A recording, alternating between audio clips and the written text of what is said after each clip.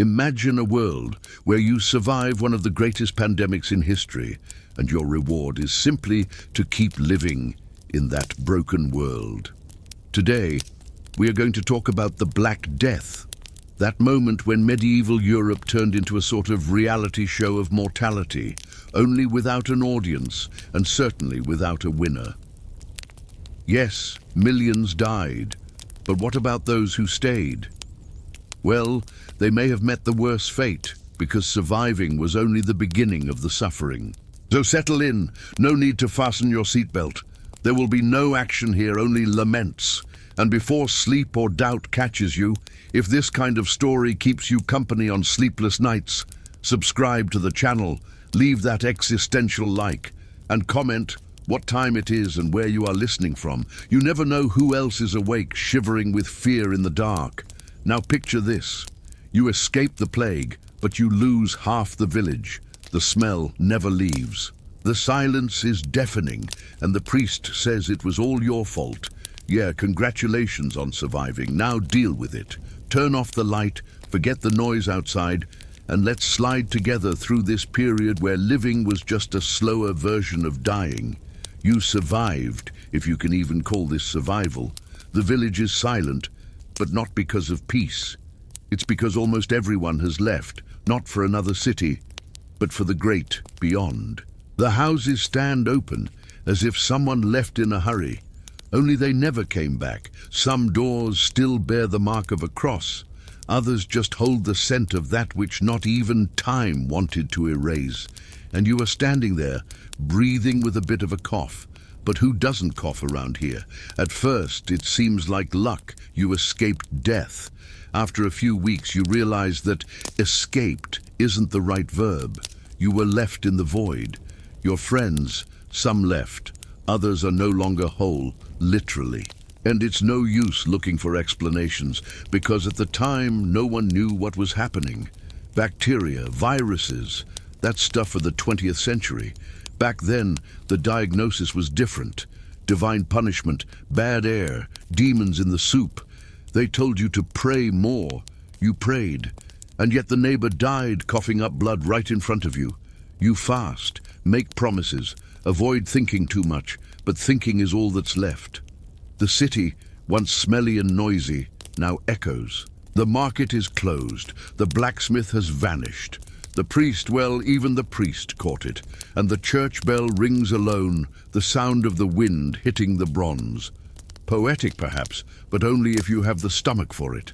The food, which was already bad, has now become a relic. The fields were left with no one to plant them. The harvests rotted. The rats remained, nature's best adapters. You eat what you can find, a forgotten loaf of bread half green, a dried fish that no one wanted, or the broth in the pot that has been boiling for 3 days with water, garlic, and regret. Everything tastes like expired past. The air tastes of loss, and the water, that old acquaintance, is now a bacterial roulette. You don't die, but you don't really live either. You feel your body getting lighter, but it's not spiritual enlightenment. It's because you've lost weight from constantly feeling sick. And even though everything seems still, the fear continues. It lives right there, between the crack of the door and the sound of someone coughing in the distance. You cover yourself with a thin cloth and dream that it's a heavy blanket. The bed is straw and fleas. The company is your memories and a half-lame cat that won't leave. The street looks like an open-air cemetery, and sometimes it is. But you still go out because you need to fetch firewood, see if the mill still turns, or just to pretend that some routine exists. And on this walk, you see a body being buried with a shovel, a hurry and no goodbyes. The grave is shallow because the energy has run out, and so has the faith. You survived, but at what cost? Perhaps the longing, perhaps the guilt, or perhaps just the profound boredom of someone who has seen too much and now feels too little. And we haven't even reached the part about the mystical visions, the desperate rituals, or the doctors with beak masks. Yes, that existed, and no, it wasn't useful, but that's a subject for the next block. For now, lie down. If there is any peace left, it is hiding between the sound of your breathing and the creaking of the floorboards. Spoiler, it doesn't get better. You wake up again. Not because you slept well, but because the floor was too hard to keep feigning comfort. The body still aches, not from disease, but from insistence. Outside, someone screams or prays, or maybe it's just another chant of mourning disguised as a ritual. You don't even flinch anymore. After all, you've seen people burned alive for looking at the sky the wrong way. You've also seen people being whipped for sneezing during Mass. Yes, in the absence of a vaccine, the solution was to beat it out of them. By the way, let's talk about the doctors. You remember them, right? Those beings with a bird mask, a black cape and a strange cane. They looked like ghosts in crow cosplay, but they claimed to be doctors. The mask, according to them, protected against the bad air, the so-called miasma, which was basically a weird smell that killed. Inside the beak, herbs, lavender, mint, or just a piece of cloth soaked in vinegar and hope. It didn't work, but it smelled better than the environment. They didn't treat patients, they just pointed and wrote on a parchment. Dead. Sometimes not even that. They just passed by with that slow walk, tapping their cane on the ground as if marking territory. And you, lying on the straw, hoped he wouldn't stop at your door. If the doctor entered, it was because the end was near, or because he wanted the little you still had. And yes, some charged to give a diagnosis, even if the diagnosis was always the same. Plague. The prescription, bloodletting. That's right, draining blood to balance the humours. They didn't talk about bacteria, of course, but about black bile, yellow bile, phlegm and blood, an internal soup of emotions that apparently decided whether you would live or not. Too sad. Had to take out a little blood. Feverish. Cut here and let it drain. Were you happy? Be suspicious. It's probably the beginning of the end. Other options included drinking boiled wine with garlic or sleeping with a dried toad under your pillow. And of course, praying. Always praying. It didn't matter if you had already prayed before. Pray more, pray better, pray on your knees. If possible, pray naked in the middle of the street with a rope around your neck. Yes, there were people who did that. They called them flagellant processions, crowds marching, whipping themselves along the roads, singing out-of-tune psalms and throwing blood everywhere, all to show God how sorry they were. Spoiler, God didn't answer, but the plague certainly did, spreading even faster. After all, gathering in crowds in the middle of an epidemic was never a good idea, but in the Middle Ages, logic was not a common resource. And you, watching these scenes, only thought, is it really worth staying here? But you continued, because even the worst of lives was still life. And the fear of dying was as great as the fear of living that way forever. The monks tried to help with prayers, with manuscripts, and with medicines made of plants, honey, and a little fermented faith. It didn't always work, but sometimes it calmed people down. And that was already almost a miracle. You even have a small jar of it saved, made of wax with the smell of mint and mold. You don't take it, you just smell it every now and then, as if the scent could drive away the sadness. Spoiler, it doesn't. Meanwhile, the village tries to reorganize itself. A new priest arrives, a new blacksmith appears, but no one knows each other anymore. They are all survivors of different lives. And as much as they speak of hope, their eyes don't shine. They just blink and stare into the void with that expression of, not today. You now learn to live slowly. You eat less, walk less, think less. It's not depression, it's energy economy. Because if you spend too much, you might run out tomorrow, and there is no guarantee that tomorrow will even come. But calm down, it's not time to cry yet, especially because crying dehydrates you and good water is rare. For now, just breathe. Smell the old cloth, the wet hay, and the vinegar dripping from the cane of the doctor who once again knocked on the wrong door. You lived another day. Congratulations. You wake up, but your body doesn't immediately follow. It's as if each part is waiting for a written order, stamped, perhaps even notarized by some minor saint forgotten in the corners of the cathedral. Your head throbs, not with acute pain, but with that persistent discomfort that settles in when the air feels heavy. Not from a lack of oxygen, but from an excess of bad memories that haven't evaporated yet. The smell of wet straw rises slowly, mixed with the aged sweat of the clothes you've been wearing since, well, you don't remember exactly since when. The notion of time became suspended in the period when the bell tolls stopped marking the hours, because no one had the energy or reason to count anymore. The calendar was reduced to sunrise when it appeared, and the number of coughs before someone fell. You get up slowly, not out of laziness, but because your muscles require negotiation. Every step to the water bucket is a silent agreement between pain and stubbornness. The water, which used to serve for washing, now serves only to refresh the face enough to keep the eyes open. Drinking is another dilemma. If you drink too much, it could end badly. If you don't drink, the body starts to weigh like a sack of wet wheat. The gut, poor thing, is an enigma. Sometimes it works, sometimes it decides to take time off. When it resolves to function, the result is unpredictable. A strange liquid, a long cramp, a quick visit to the back corner where a ditch covered with dry leaves and a little shame still remains. Hygiene, that abstract entity that today lives in soap commercials, was just a rumor there. Wash your hands, only if you were about to deal with the dead. And even then, more out of superstition than precaution. Fingernails held stories underneath them. Hair was a mantle of dust and natural oil, with a texture similar to a dishcloth forgotten in a barn. And the teeth? Ah, the teeth, those that still resisted spontaneous falling out, stood there firm but sad, stained with marks that recalled the stable floor and a smell that blended with the general breath of the population. Brushing, perhaps with a rosemary twig or a mixture of ash and sage. But most of the time, it was just hoping a toothache didn't turn into an infection. The children, when they had energy, ran among the rubble, trying to remember what it was like to play without fear. But even they, with childhood cut short by loss, spoke softly, with eyes too big and laughs too short, as if every laugh was an audacity in such contained times.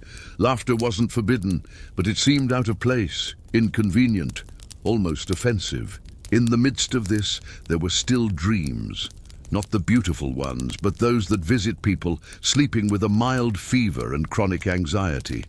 Dreams where the plague returns, where the doctor with the beak enters through the window, where the bells toll for one more burial. You wake up soaked in sweat and realize it's not a dream. It's just the mind trying to process what the history books of the future haven't even begun to tell properly. At night, when the body finally surrenders to exhaustion, sleep comes more like a fainting spell than rest.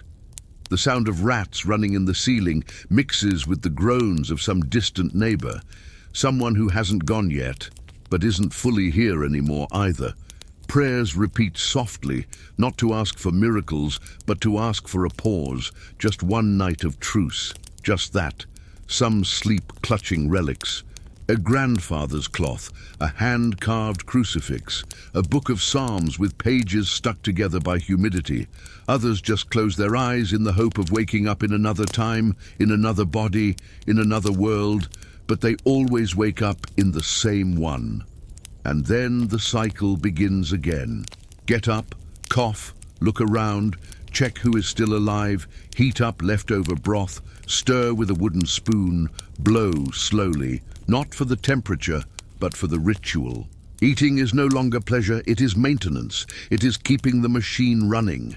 And while you chew slowly, looking through the crack in the door, you try to remember if you dreamed or if you really saw someone last night walking naked through the streets, covered in mud and biblical verses. Maybe yes, maybe it was just the mind trying to escape reality a little, but reality always comes back. Dirtier, quieter, more present. The streets, once full of noise and movement, were now more trails of dust and whispers than anything else. Footsteps, when they happened, were contained, as if the ground itself had become sacred or cursed, depending on the mood of the village that day. And when in doubt, everyone tread lightly, as if walking fast would attract too much attention. And in those times, being noticed was not a good idea. Glances crossed, but rarely stopped. Eye contact became almost an indecency. No one wanted to look too much. No one wanted to be looked at. There were no more smiles, not because sadness dominated, but because the facial muscles had simply unlearned the function. People greeted each other with a slight nod, or not even that. Sometimes, just shifting the body was enough to say, "I'm still alive. Leave me alone."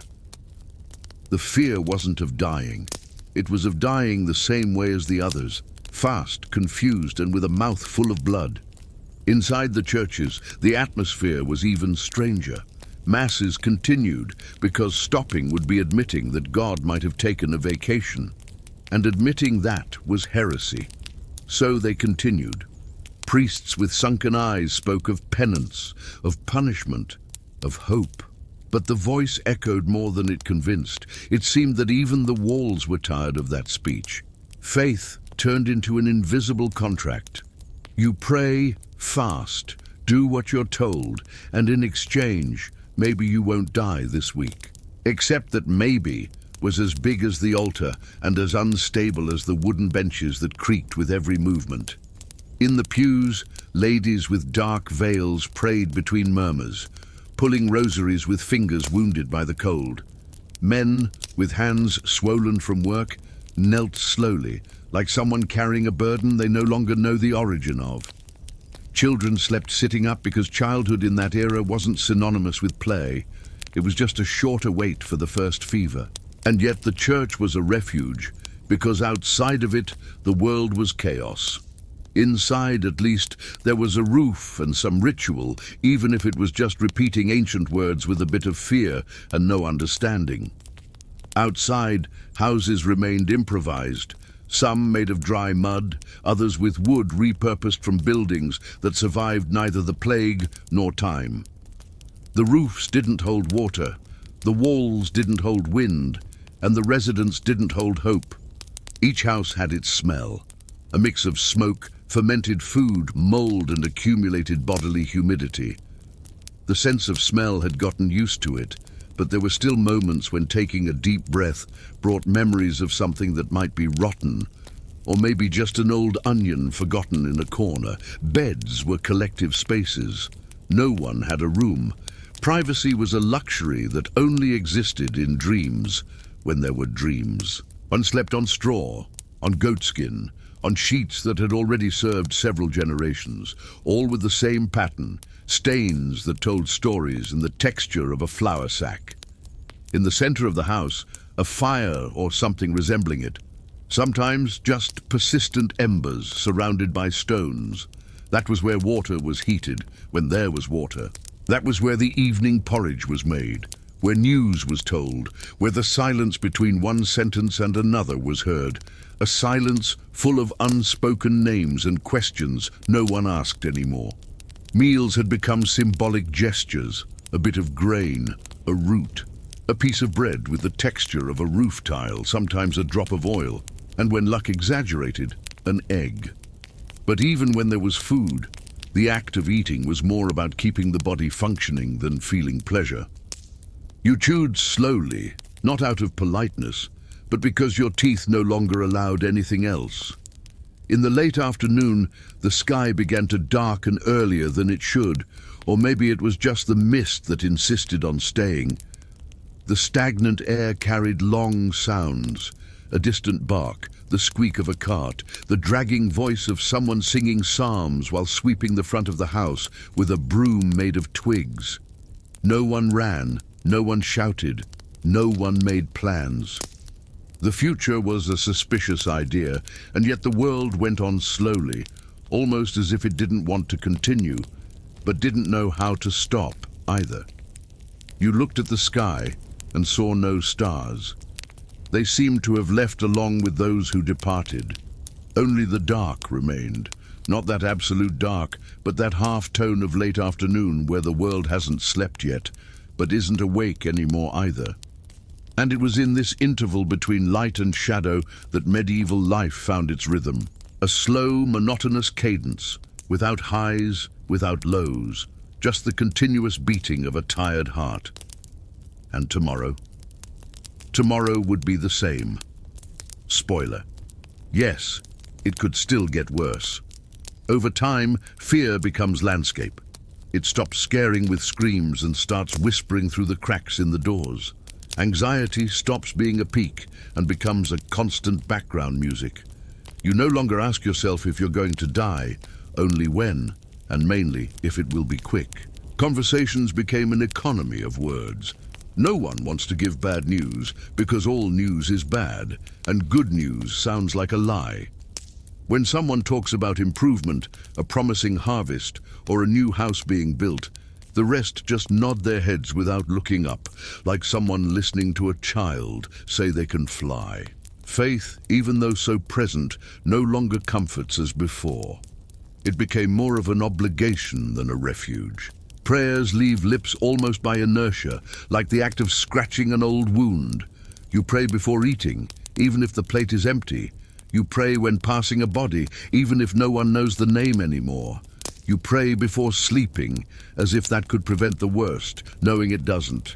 Religious symbols increased, crosses in every corner, saints hanging on mud walls, wooden medallions on the necks of those who never knew how to read a page of the Bible. It was as if covering the body with symbols was easier than protecting the mind. And in a way it was. The children, when they were still born, came into the world with a strange silence. They cried little, slept a lot, and looked at the adults as if they already understood what awaited them. Some didn't even receive a name before turning one because baptism was expensive. And if they died before, a generic prayer sufficed. It was common to call babies boy or girl until they proved they would stay, and many didn't stay. Death stopped being an event. It became an invisible statistic. Burials, once community ceremonies, were now done in a hurry. No wake, no candle, no vigil. A shallow grave, a little lime, and earth thrown without a speech. If the family was still alive, they watched from afar. Otherwise, some neighbor did the job. When they did, some tried to interpret signs. A stain on the wall was an angel's warning.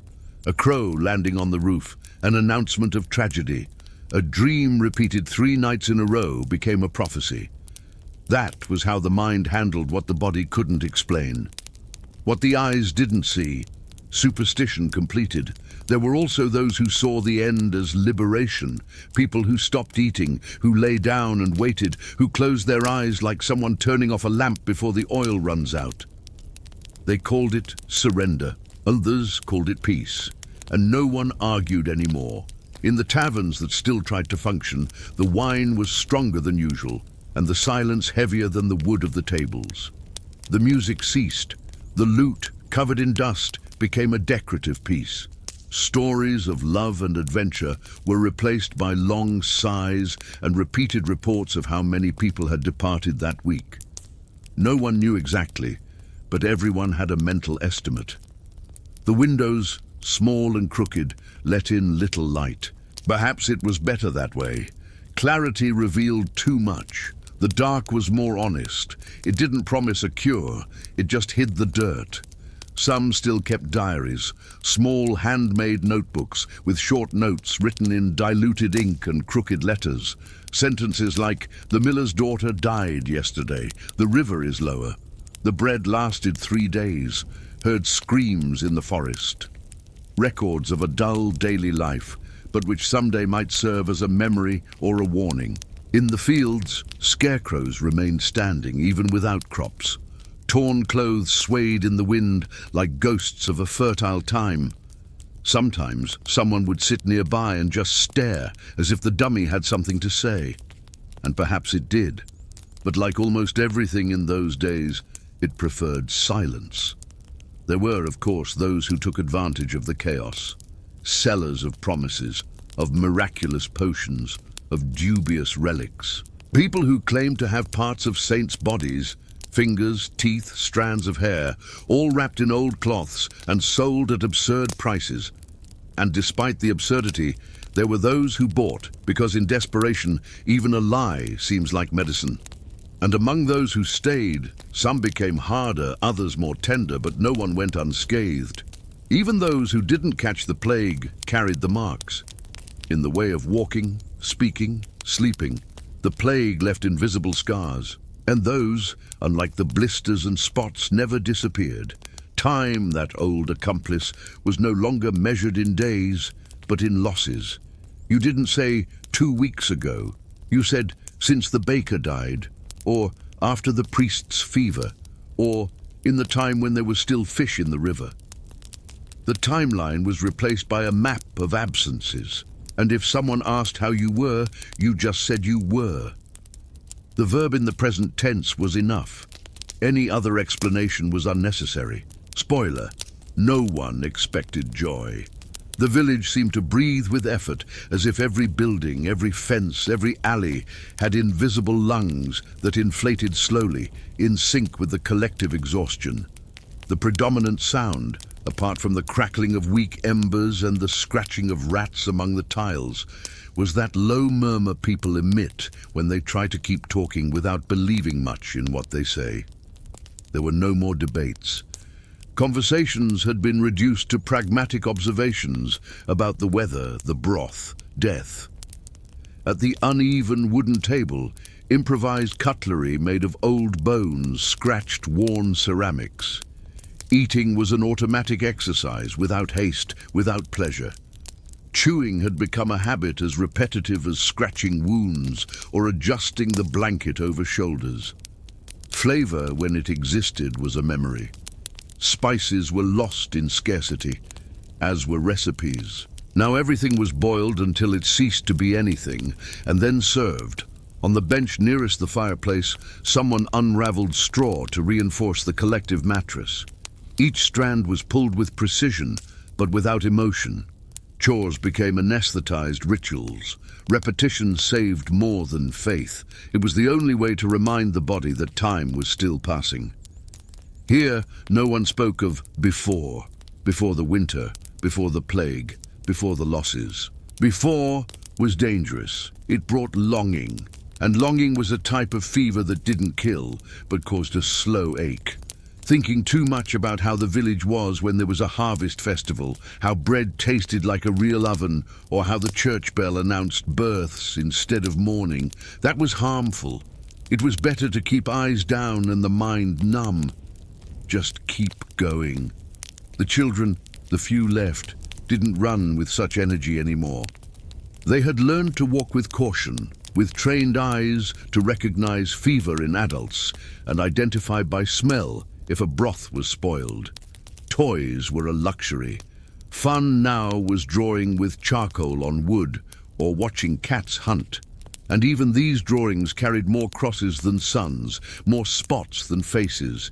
Children who learn to live in the post-catastrophe don't paint rainbows, they scribble survival maps. Families began to merge in a strange way. The concept of home became flexible. People who previously couldn't stand each other now shared a pot and straw. A widower with 3 children took shelter with an old lady who had lost everything. 2 brothers who never spoke now hunted together. It wasn't exactly reconciliation. It was emotional logistics. Few remained and the few needed to add up, even unintentionally. The weather also seemed to collaborate with the ruin. The wind started blowing more aggressively in the early hours. Clouds dragged lazily across the sky, covering the sun for entire weeks. When the light finally appeared, it didn't warm. It only reminded that the world outside kept working, indifferent. Some continued trying to organize things like before.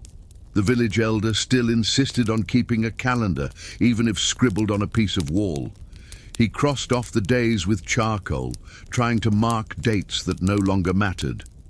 Arrival of the solstice, beginning of spring, saints' days. The charcoal failed, the little marks smudged, and sometimes he crossed off 2 days as one by mistake. No one corrected him. He did it more for himself than for the others. A solitary effort to give shape to a time that no longer cared to be remembered. Those who lost more than they could bear walked with sunken eyes, as if part of their soul had refused to follow. They didn't scream, didn't cry in public. They were just there, motionless on the inside and in minimal motion on the outside. Their presence was almost a walking reminder that luck had limits. Prayers changed tone. They were no longer recited with hope. They were offered like someone sliding a note under the door of someone who never answers. Asking for salvation seemed naive, so they prayed for tolerance, for the possibility of enduring just a little longer. Through the streets, crosses drawn with lime or charcoal kept appearing. Some on house doors, others on the stones of the path. They had become a sort of informal language. A cross on the door could mean mourning, contamination, or just remembrance. It depended on who drew it, but no one erased it. It was disrespectful to question the symbology of another's pain. Sometimes a traveler passed by, always from afar, carrying rags, pulling a cart, or just walking slowly with downcast eyes. They didn't ask for shelter, only water or a dry corner to spend the night. The rule was clear. Don't touch, don't ask too much, and don't expect them to return. And so the village reorganized itself like a body learning to walk, even with a twisted foot, stumbling, improvising balance, reducing expectations until the very concept of life became simple enough to be tolerable. Spoiler, no one knew for sure if that was a new beginning or just the continuation of the end. The interior of the houses became a world apart. What was once a space of refuge was now a mixture of shelter, cell, and improvised infirmary. The little light entering through the windows didn't help much, but it was enough to reveal the dust accumulated on the edges of the beams, the dark stains on the mud walls, the corners where rats circulated as if they were old tenants. And in a way, they were. The walls hear more than any priest. They absorb confessions murmured during the dawn, when someone thinks they are alone and releases a prayer broken by sobs. They also absorb dry conversations where a relative tries to convince another to keep eating, to keep trying, not to lie down too early, because lying down too much was dangerous. The body got used to it.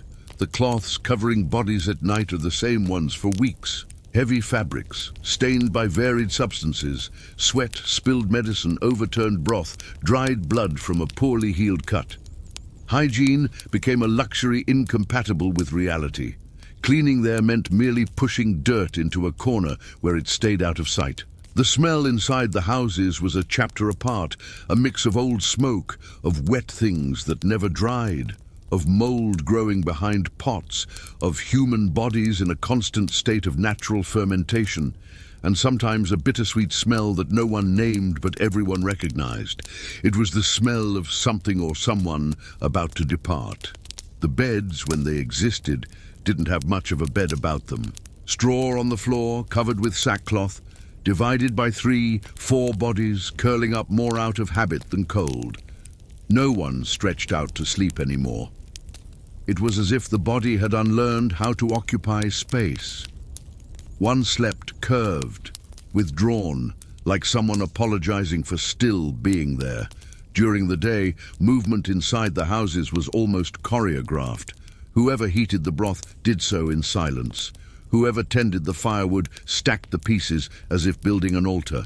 Whoever mended clothes did so without commenting on the new holes. Low voices, when they emerged, spoke slowly, as if the words were also sick. The child who lost parents was adopted by the house next door, but no one spoke about it. She simply appeared sitting near the fire, eating with her hands, and began sleeping among the others. No rite, no explanation, just the silent logic that whoever is left fits in. Drinking water came from a well everyone feared. It was the same well as before the plague.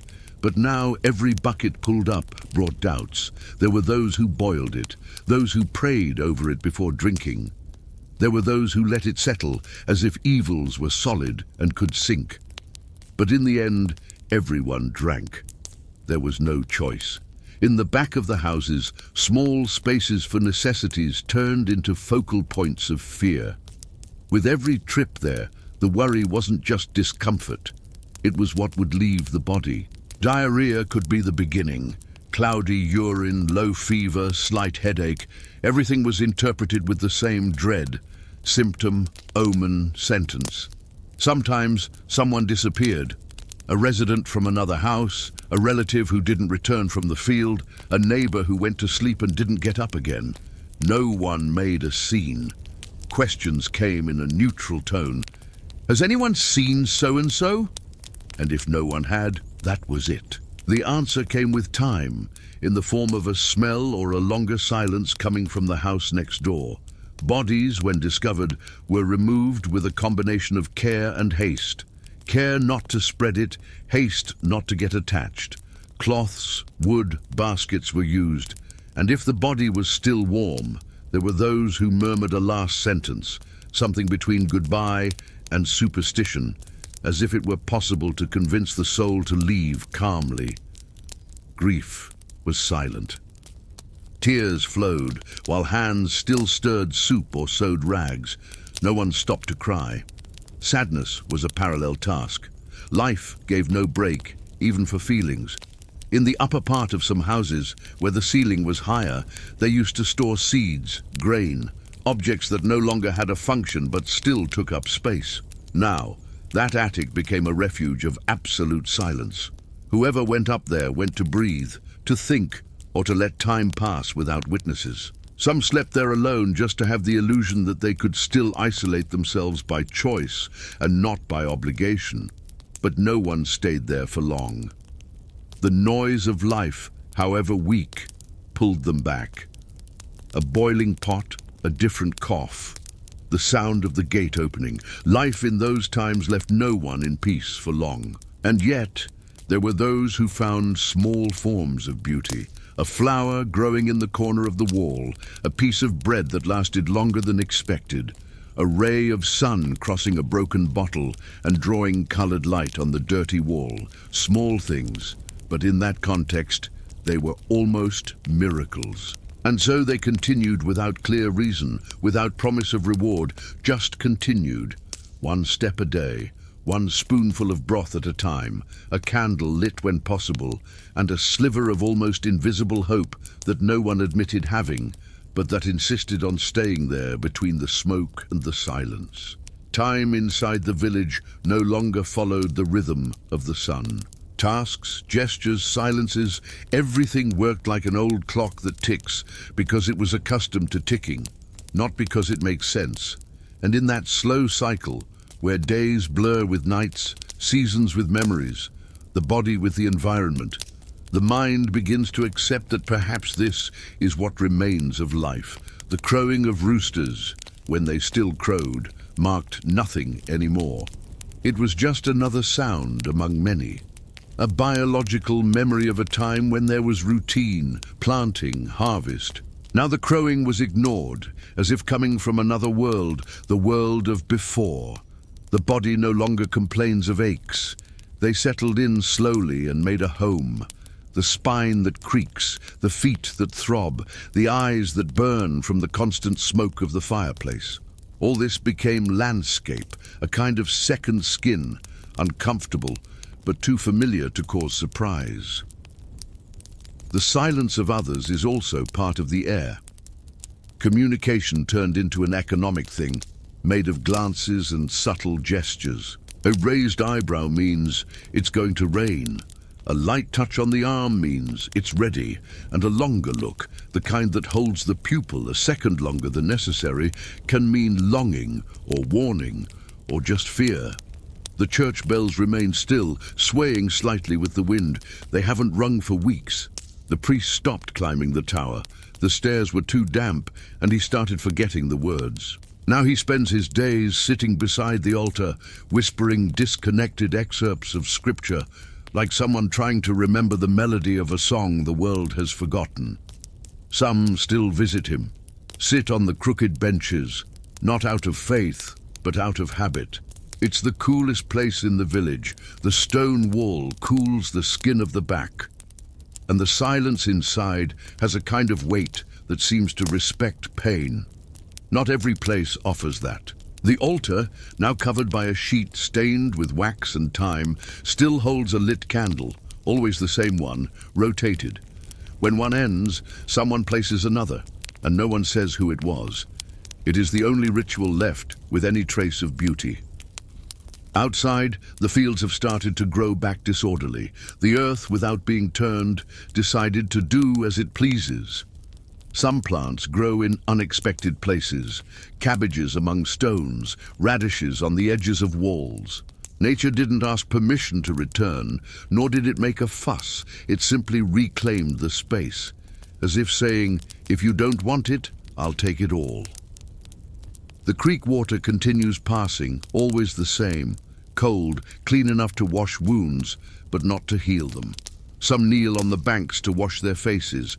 Others just watch the current, like someone watching time pass by another path, faster, more decisive, freer. And there is the market, or what's left of it, a timid row of stalls that still resist abandonment.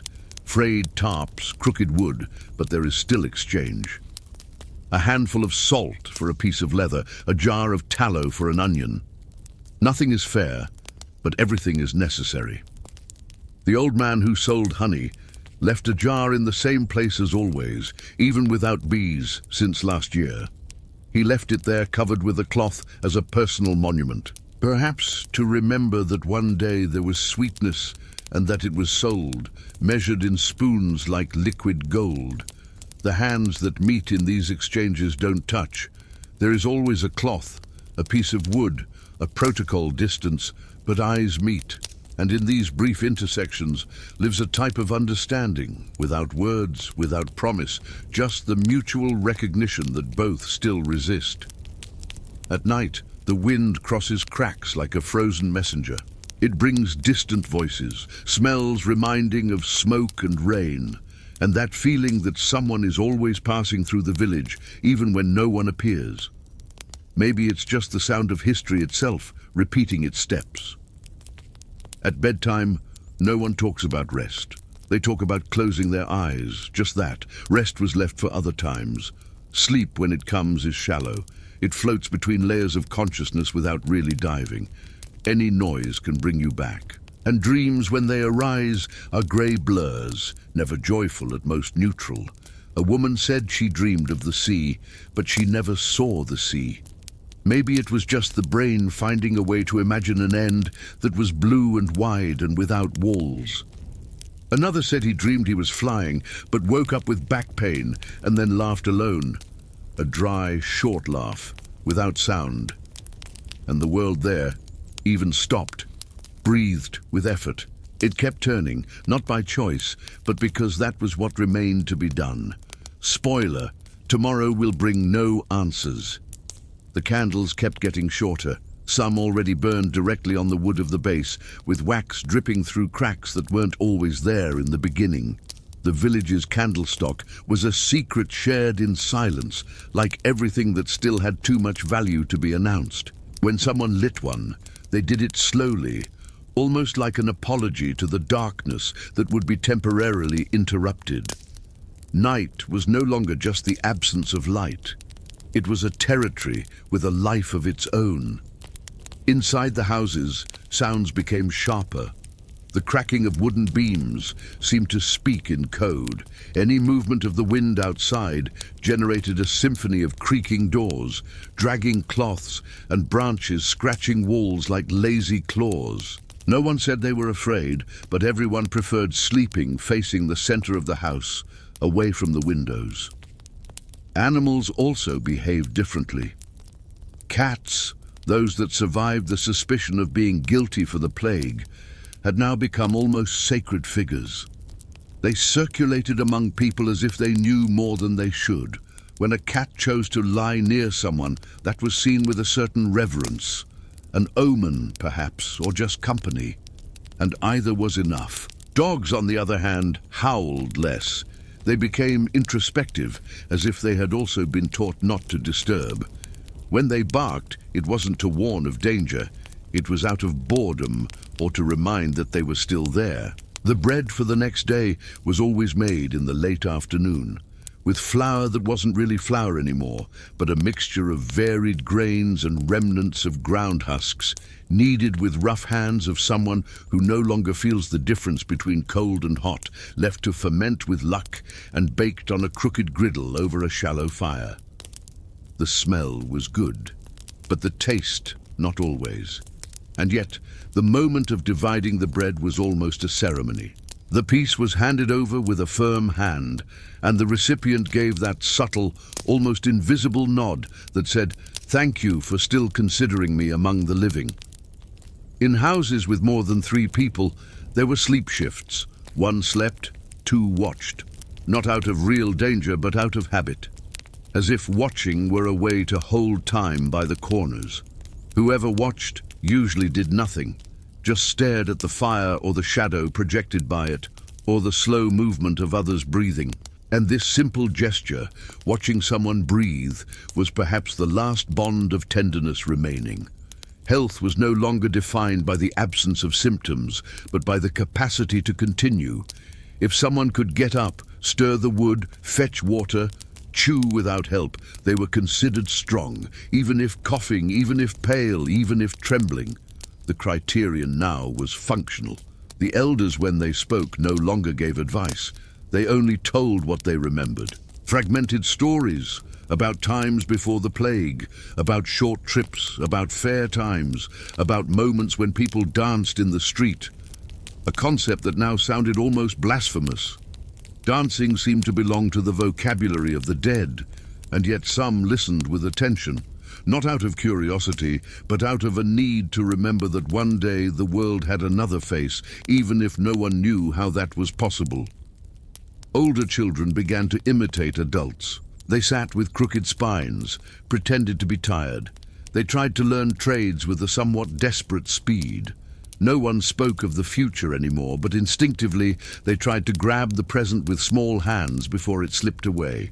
Schools, of course, had vanished. The church, when it could, gathered the little ones and repeated biblical stories, which now seemed almost like journalistic reports. The flood, for example, no longer sounded like a metaphor. It sounded like a manual. And the apocalypse, that didn't even make an impact. Just another day. The sound of someone humming a melody without lyrics coming from a distant house still surprised. It was rare, almost uncomfortable, as if singing was something indecent in the face of the quantity of absences. But sometimes someone let it slip. An ancient rhythm, an invented phrase, a prolonged note while washing a trough or sewing a new hole in the blanket.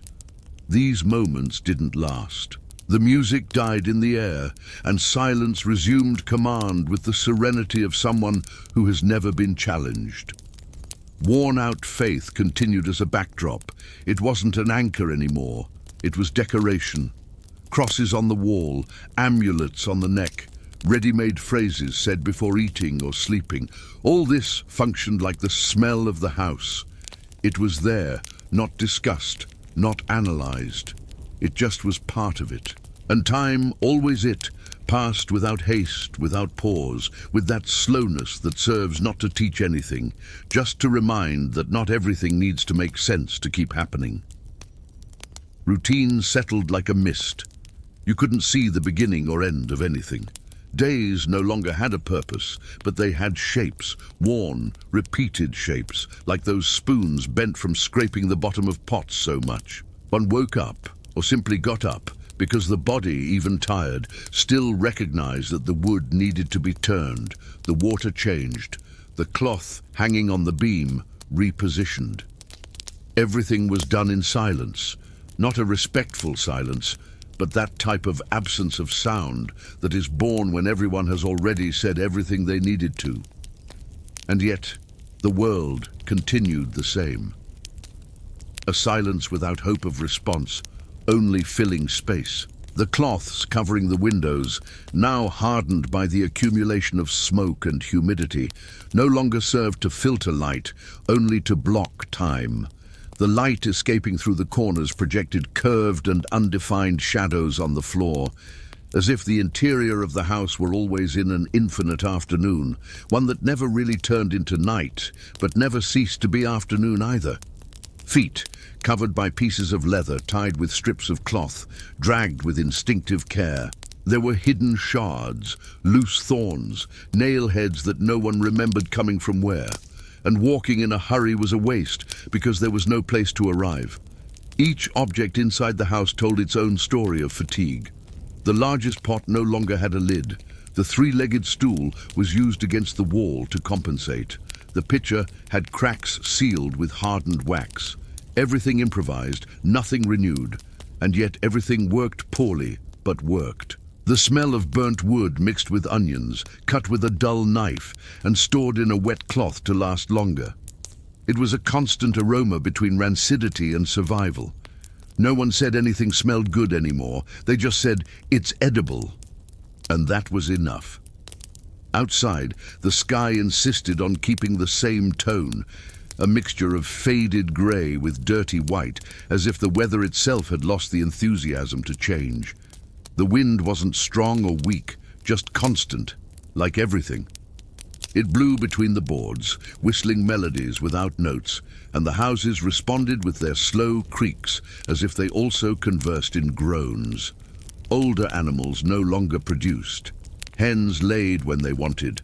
Cows, when they still existed, gave thin milk, almost water, but no one complained. Expectations were so reduced that a small egg was reason to divide into 2 meals, and watery milk, when boiled with old oats, became dinner. In the corner of the room, a chest held things no one used anymore. A piece of embroidered fabric, a stained silver spoon, an armless doll made of straw. They were the remnants of the life from before, kept not out of attachment, but out of a lack of courage to throw them away, because even without function, these things reminded that one day another type of time existed. Dreams, when they appeared, were always similar. Long walks, forests, open doors to places that seemed important but never showed what was inside. There were no more dreams of joy, only of searching, paths that led nowhere, and that made sense. The body got used to the absence of novelty. The rhythm of the day was always the same. The sound of wood breaking, someone's cough, the crack of the pot being placed on the fire, the spoon scraping the bottom. It was a choreography of repetition that soothed and numbed. Sometimes a visitor appeared in the village, never announced, arrived slowly, head down, dragging an empty cart or carrying a cloth sack, was received with silent suspicion. No one asked the name, just offered water and left the rest to him. The visitor slept in a corner, left the next day, and no one asked where he came from, because everyone knew that any answer would come with too much sadness. Some old residents still remembered the names of flowers, even without seeing them anymore. They called weeds by beautiful names, perhaps just to keep some beauty in the vocabulary. That one there with stinging leaves is like a nettle, but my grandfather called it widow's kiss. And then they went back to work without laughing, without emotion, just citing, like someone reciting something learned and stored without knowing why. Diseases that arose now weren't even feared with desperation anymore. They were treated as unpleasant visits that might or might not leave. A fever, a spot on the skin, a cut that wouldn't heal. All this was accompanied with resigned patience. If the body resisted, good. Otherwise, it would be just one more empty bed and one more available blanket. And yet, there was a type of dignity in keeping everything running, in not letting the pot burn, in turning the straw of the mattress, in feeding the cat even when one's own belly complained. It was a strange type of honor, invisible but stubborn, because even when nothing made sense, there were gestures that refused to disappear. The clothes hanging on the sisal rope behind the house no longer swayed with elegance. They were rigid, hardened by so many poorly done washes and incomplete dryings. Colors, when they still existed, faded with time. with the wind, with abandonment itself. Now everything seemed dyed in the same palette: mud, soot, and fatigue. No one sewed for vanity anymore. Needles, too precious to be lost, were passed from hand to hand with a mute solemnity. When a needle broke, there was no lament. One just looked at the piece still useful and tried to make do. Blankets were no longer replaced. They were turned over. The bottom side became the top, then inside out, then turned again until all possibilities were spent. Only then was a piece torn off, another sewn on, but never thrown away. To discard was a verb no one conjugated anymore. Outside, the wooden fence gave way little by little. Nails came loose without ceremony. Some boards fell during the night, taken by wind or beast. In the morning, they were put back with stones, with tied cloths, with prayers. Keeping a fence standing became a symbolic act. It prevented nothing, but gave the illusion of a border, that there was still an inside and an outside. On nights when the sky decided to open just a little, the cold entered with ease, and it wasn't a burning cold. It was a cold that passed slowly, like a long finger running down the spine. It entered through the feet, climbed the legs, settled in the lower back and stayed there. It wasn't aggressive, just persistent. Knees cracked with every movement. Joints, punished by time, poor nutrition and continuous effort, warned they were there.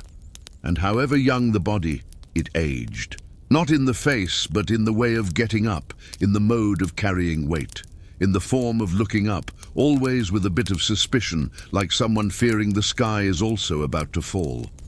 Diseases that previously seemed to have names were now just conditions. Chest ailment, bone fever, blood weakness. None had a cure, only phases, and each phase was treated with broth, rest, prayers, and silent stubbornness. And from time to time, someone said the plague had returned. The sentence was always said like someone telling a secret that has already been told 1,000 times. They say it's back, and no one asked where or how. They just looked around, counted how many were coughing, how many stayed in bed longer than normal, and went back to what they were doing. Night prayers continued, not out of devotion, but out of habit. Words left mouths with the same tone as old recipes, as if they were formulas that, repeated enough, might protect something. Mouth moved, eyes closed, body curved. There was no visible faith anymore, but there was the gesture, and the gesture sufficed. Some believed that burying coins near the door threshold helped ward off sickness. Others hung cloves of garlic in windows. Others scratched symbols on the ground with bonfire ash. No one said it worked, but no one wanted to be the first to stop doing it. Inside the house, objects gained unexpected emotional weight. A cracked ceramic pot that once belonged to someone, a knife with a worn handle passed between generations, a piece of fabric smelling of another person. All this was kept as if it had value, not of exchange, but of memory. And memory in this time was the only thing that resisted well. People forgot the day of the week, the number of spoons of flour in the broth, the name of the herb for nausea, but remembered with precision the voice of those who departed, the noise that person made when walking, how they laughed from the throat, how they always sat in the same corner of the house, or how they stirred broth with their left hand. These memories brought no comfort, but didn't bring pure pain either. It was more like a brief warmth, like a sunbeam entering through a window crack for just a few seconds. Then it vanished. In the corner where the fire burned, ash accumulated at a constant rhythm and was used to clean, to scrub wounds, to draw marks on the wall. Ash became part of daily life, part of the vocabulary. Good ash was the kind that didn't burn anymore, that could be touched without risk. It was the kind that lasted longest. People's eyes changed, not in shape but in gaze, as if the world had ceased to surprise. There was no sparkle of novelty, only vigilance and prudence. One looked at everything with care, not out of interest, but out of instinct. Time went on. Without haste, without party, without forecast, only presence. Fog was no longer a weather condition. It was a habit of the air. In the morning it lay over the village like a thick, damp cloth, covering roofs, crawling along dirt paths, soaking the rags drying on the line. Nothing dried properly, nothing cleared up. And clarity, when it came, arrived tired, as if it had also crossed the night carrying weight. Hands no longer had smooth fingers. They were hands of wood, hands of stone. Fingertips hardened, cracked, often stained with something no one knew anymore, if it was dirt, dried blood, or the pigment of the earth that entered and never left. Touch lost delicacy. One didn't caress anymore. One touched out of necessity, to pass a plate, to catch a fall, to pull someone back to bed when the body threatened to collapse from exhaustion. Skin, in turn, unlearned comfort. It itched, burned, pulled. Bathing, which was already sporadic before, became almost a legend. When it happened, it was with lukewarm water collected in shallow basins, in a hurry between one task and another. Without soap, without intimacy, just to relieve a little, as if the body just needed reminding that it still existed. No one looked in the mirror, because mirrors were for rich people, and also because no one wanted to see what time had done to their features. Faces became generic, covered by scarves, blankets, shadow. Wrinkles blended with dirt, and eyes, those yes still recognized each other, preferred not to meet often. Yesterday's bread became the base for today's broth. It was dipped until it disappeared. The soup swallowed the bread swallowed the flavor, and the meal became something neutral, without joy but also without shock. The important thing was getting it down. Taste was secondary. Eating ceased to be pleasure and became a task, like sweeping, like breathing, like existing. Coughing became the soundtrack. It emerged from nowhere. A throat clearing in the corner of the room, a long crisis behind the wall, a muffled cough in the street. And no one asked if it was just a cough anymore, because the answer, even if yes, changed nothing. The sound was just another noise, a reminder that the body was still trying to function. Inside houses, spaces shrank, not physically, but emotionally.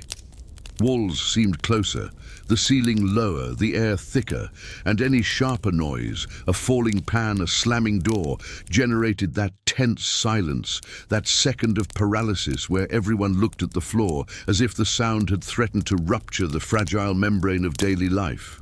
Some families created signals. 3 taps on the table meant, "Need help." A cloth folded over the bench meant, "Don't touch this pot." A piece of rope tied to the beam marked morning, and each house had its own code. No one trusted words anymore. They were tiring, and sometimes hurt more than they should. On the walls, drawings began to appear made with charcoal, with blood, with damp earth. Symbols, circles, crossings, handprints. No one said who drew them, but they were there, and whoever passed by them lowered their eyes in respect or fear. Sometimes a chant was heard coming from very far away, not a human chant, but a deep, rhythmic sound, perhaps an ancient drum, perhaps just wood beating in the distance, but it seemed to have cadence. And for a brief instant, every time this sound emerged, someone stopped what they were doing, just out of curiosity, or to remember that the world outside could still emit noise, even if it wasn't for you. Fatigue took a new form. It wasn't physical anymore. It was a profound tiredness, like a well opening in the middle of the chest that never fills.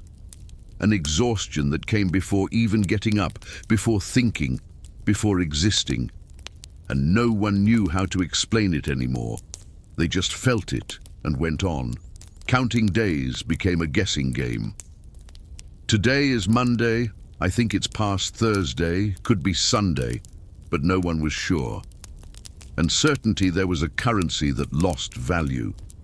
The village ground, once packed and straight, was now a labyrinth of improvised trails. Everyone stepped in the same place every day. This created paths of hard earth, skirting puddles, jumping holes.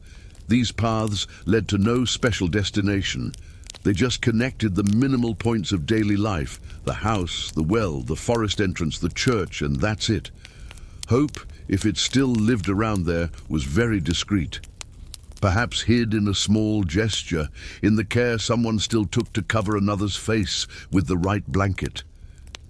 Maybe it was in that persistent habit of lighting a candle, even when the wax was at the end, or in that longer look at a little plant insisting on growing in the wall crack.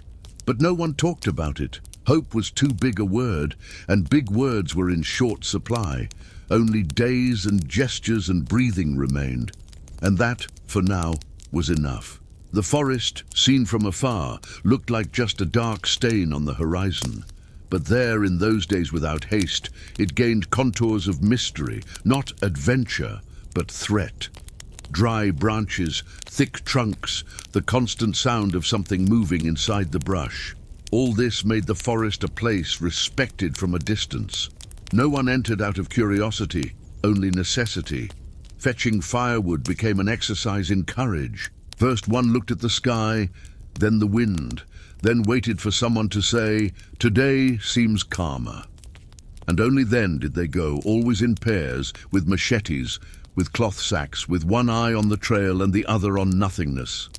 The smell of the forest was another world. Damp earth, rotting leaves, the hidden perfume of fungi growing in silence, and in the middle of all that aroma, sometimes a sweet breath. Fallen fruits, small miracles. But they weren't touched immediately. First observed, then smelled, and only then perhaps tasted. On return, feet came back dirty, arms scratched, and the wood was received like treasure. Because it wasn't just wood. It was future heat, possible food, light, life compressed into branches and logs. In the village, forest noises always caused murmurs. Did anyone hear? Sounds like singing. Or was it just the wind? No one was sure, but everyone felt a constant presence, observing, as if the forest's own eyes spied on the village expecting something. Maybe it wasn't malice. Maybe it was just curiosity, but no one wanted to find out. Animals disappeared gradually. First the big ones, then the medium ones. Finally, even the small ones became rare. The sound of a horse trotting now caused strangeness. It was a traveler's thing, from outside, from another world. A foreign sound. And when something like that was heard, windows closed, bodies shrank, and everyone pretended it wasn't with them. The market, when it functioned, was a shadow of what it once was. A plank extended, a box with rags, a bowl with something undefined. Exchanges were quick, eyes averted. One didn't ask how much anymore. One asked, "Do you need it?" And the answer was almost always just a nod. The church stood standing, but faith no longer entered through the door. Only footsteps. Crooked benches creaked in unison when someone sat, and the altar, once covered in white cloths and flowers, now supported only a low candle and a cracked chalice. The priest still murmured words, but without expectation of response. It was like reciting an old letter addressed to someone who never came back. Children, increasingly resembling each other, lost their names. They came to be called by gestures, nicknames, sounds. That one there, the one with tangled hair, the one running with a crooked foot, the girl who sings alone. No one wrote anymore. Names vanished like smoke, and that hurt little because it was already expected. The night continued to be the greatest test, long, cold, and mobile. Wind entered through cracks that seemed to multiply, and darkness sounds never varied. A squeak, a distant thud, some animal crossing the yard. But the sound that hurt most was absence, when everything got too quiet, when not even the fire crackled, when silence seemed to warn of something but didn't say what. Diseases manifested in increasingly subtle ways, no longer explosive fevers. Now it was slowness, fatigue, skin growing pale, eyes glazing over, speech dragging. It was as if life were withdrawing in silence, on tiptoe, without fanfare, without scandal, just leaving. And no one ran after it. The faithful fire kept burning. Even small, even weak, it was maintained with devotion, fed with scraps, rags, small pieces of wood. And every spark was watched as if it were a dance, because it was the only movement that recalled joy. Sometimes someone told old stories about times when there were parties, when people ate until they couldn't anymore, when they danced until the floor complained. And the eyes of those listening didn't shine. They just blinked slowly, as if wanting to save every detail before memory erased that too. The improvised cemetery behind the village gained crooked crosses made of dry branches, none like the other. Some with tied cloth, others with stones around. One didn't dig deep. The hard earth refused, but even so, one dug with patience, with hands, with pieces of wood, with exhaustion. And the silence around those crosses was different. It wasn't fear or respect. It was a form of rest, a space where time stopped running in circles and finally stopped. Simply. There, in that place, no one pretended. The church bells that once marked hours now just swayed with the wind. The tolling became irregular, unintentional, a hollow, distant sound that occasionally echoed without anyone asking. And yet, whenever the metallic sound cut the thick air of the village, a pause happened. A spoon stopped in the air, a hand stopped scrubbing clothes, a step was held on the beaten ground. No one said it was sacred, but everyone recognized the sound as something ancient, something that was once important, even if no one knew why anymore. Smoke from chimneys rose slowly, drawing spirals in the colorless sky. It carried with it the smell of damp wood, old fat, clothes drying over the fire. It was dense smoke that stuck to the nose, clothes, time. And when the wind changed direction, it entered the village like a creeping and inevitable visit. Time between meals lengthened, not by voluntary fasting, but by lack of motivation. Eating was necessary, yes, but the body no longer demanded with urgency. It only reminded that it was time when the head began to weigh or hands trembled a little more. At that hour, broth was served in silence, pieces floating in warm water, a pinch of salt when available, and darkened bread, dipped until it fell apart. The stomach accepted not out of pleasure but habit. Harvest ceased to be marked by dates. Now it was done when something grew, when the plant decided it was worth sprouting, and then, yes, someone dragged themselves to it with care, collected leaves like touching fine glass because nothing was guaranteed. A sprout could dry overnight, a branch could rot from within, and the ground always it could refuse. Conversations, when they still happened, were made of broken sentences, started and stopped, a "did you see" that was never completed, and "I think that" dying in the air. Words left in the middle of the path like footprints no one follows anymore. And sometimes this shared silence seemed more honest than any full speech. The touch of rain was predictable. It wasn't a storm. It was an insistent drizzle that started lightly, ran down tiles lazily, and soaked everything equally. It made no noise, only drew water paths on the ground, creating puddles mirroring the sky. And whoever looked at these puddles didn't see their own reflection. They saw only the same grey as always, now rippling with the wind. School, if it ever existed as an idea, turned into a shapeless memory. No one taught, no one learned. But even so, some children made scratches on the ground with sticks, crooked lines, improvised symbols, dolls with big eyes and five-fingered hands. It was as if the impulse to record the world hadn't disappeared, just changed places. Night sounds continued to be company, a cat crossing the roof, a branch breaking alone, wood creaking with the cold, and sometimes the sound of someone crying in some corner of the village. Not a desperate cry, just a contained sob. Like someone crying not out of current sadness, but out of accumulation, like an old pot finally overflowing. The presence of death ceased to be an event. Now it was just movement, a bed that stays empty, a place at the table that no longer needs a spoon, a blanket left over, and for a time these objects stay where they are. No one touches them, as if waiting, not for return, but for permission. Remaining wool was being unraveled, braided, reused. Socks made with remnants of socks, caps carrying threads of different generations, each knot a story not told, only used on the body, in the cold, in the life that insists regardless. Some still tried to plant, used seeds stored in cloth bags, wrapped with exaggerated affection. They chose a corner of the yard, turned the earth with hands, threw ash over it and waited. Not for a miracle, but because that was what one did. And when a sprout thrived, there was a different look, not euphoria, but calm astonishment, a type of surprise that doesn't smile, just observes for seconds longer than normal, and then tends with a firm hand, with little water, with measured shade. Time was no longer counted by sun and moon. It was felt in the body, when the cold returned to ache in the bones, when the wind changed smell, when smoke spread differently. And each learned their own calendar based on what the body said.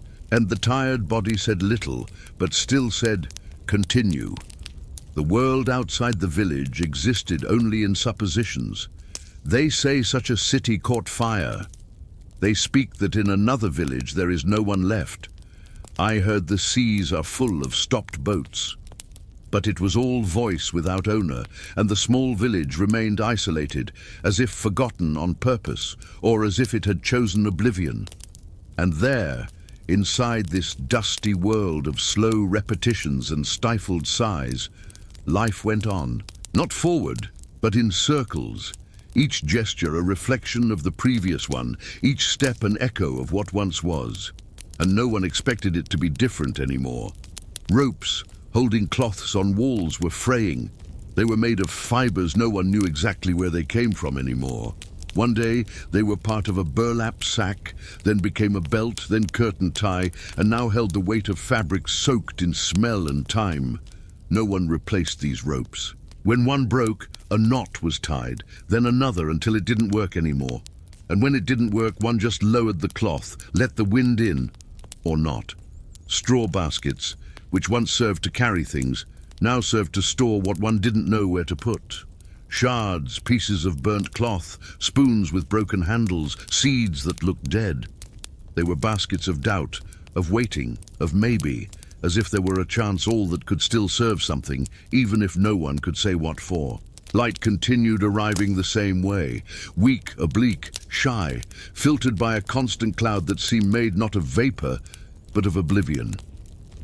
Rays passed through the window as if asking permission, and yet still found dust, smoke, mold.